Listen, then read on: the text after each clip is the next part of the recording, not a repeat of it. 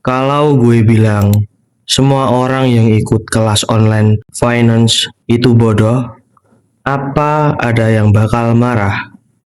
Eits, jangan emosi. Gue mau nanya dulu, apa hidup lu udah berubah? Atau lu di antara orang-orang yang kena tipu? Kelas online finance. Menarik.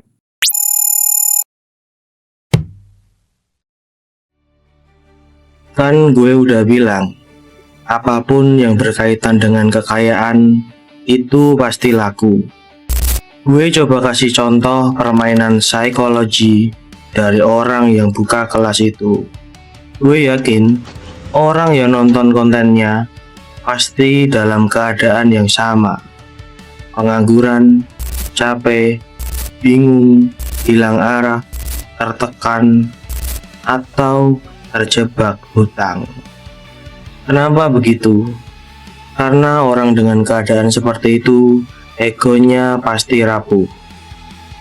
Dan ketika diserang dengan screenshotan mutasi rekening yang isinya ratusan juta bahkan miliaran, ditambah dengan bumbu, kalau gue bisa, kalian juga bisa.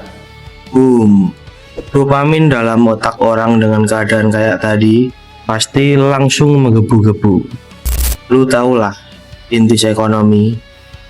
Siapa yang gak mau jadi kaya? Gak usah sampai kaya dulu lah. Sampai apa-apa berkecukupan juga udah pada seneng. Sebelum lu pada komen, gue mau bilang dulu.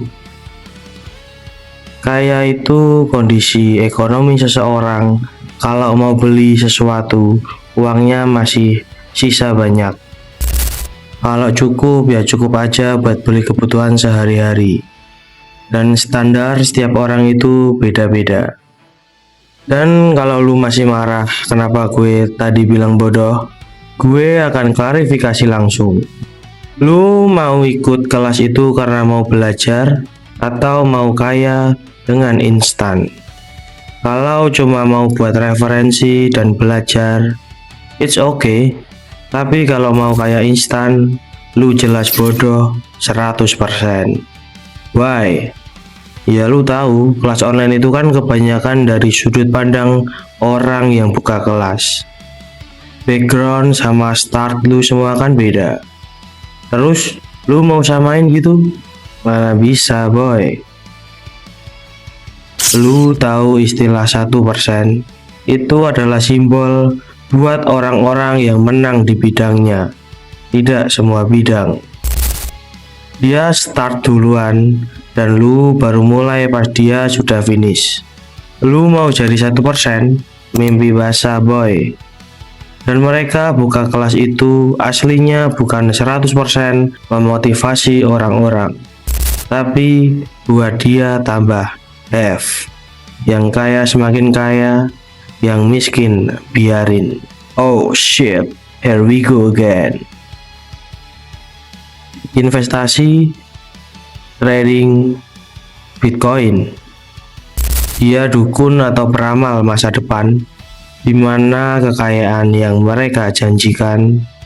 Karena kalau lu coba main 3 instrumen itu, yang lu dapat duluan adalah rasa takut.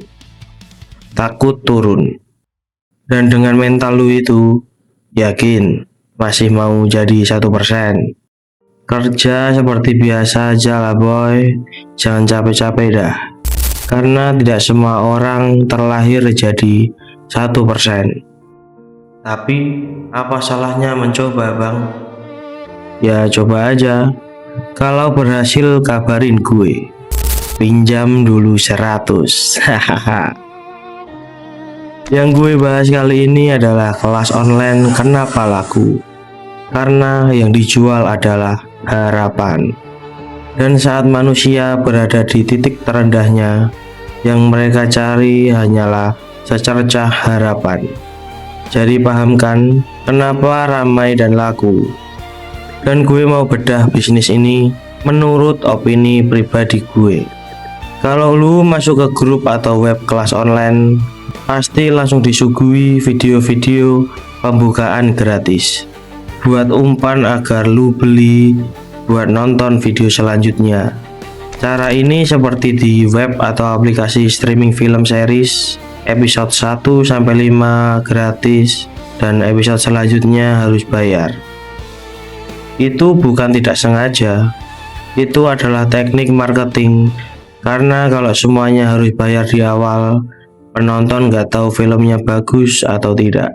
Bisa dibilang semacam testimoni. Tapi kalau teknik marketingnya berhasil membuat lu membeli, apa sebenarnya yang membuat lu akhirnya mau bayar? Materinya, mentornya, atau harapan setelah selesai menonton semua video dan ikut semua kelasnya, hidup lu akan berubah dengan instan? Dan kenapa ada tier price list? Katanya kelasnya sama. Kan udah gue bilang, dia nggak 100% memotivasi boy. Tier itu udah jadi bukti kalau start belajar jadi kaya aja udah beda-beda, apalagi cara menjadi kaya. Dan ada kasus banyak orang yang ketipu setelah ikut cara-cara dari kelas itu. Gue gak nyalahin, tapi sebelum lu melakukan sesuatu, kenapa lu gak mikir dulu? Apa lu terlahir gambling? Cacing-cacing naga-naga? Kalau lu nanya, siapa yang salah? Jelas, dua-duanya. Yang satu cuma mau untung, yang satunya asal percaya. Gue gak nyuruh lu boykot atau gak beli kelas itu lagi, tapi gue mau lu mikir dulu, apa kelas itu benar-benar berguna bagi hidup lu dan kondisi lu sekarang. Intis ekonomi, kita harus tahu apa yang kita beli. Tapi untuk menjadi kaya, selalu ada harga yang harus dibayar juga. Mungkin uang, waktu, ilmu, tenaga, dan air mata. Beda-beda, karena start dan keahlian orang juga beda-beda. Jadi mending lu asah kemampuan lu, karena mungkin suatu saat kemampuan itu yang membawa lu kepada kesuksesan. Anjas. Dah, gue capek. Stay king. See you next suspect. Don't play with the young.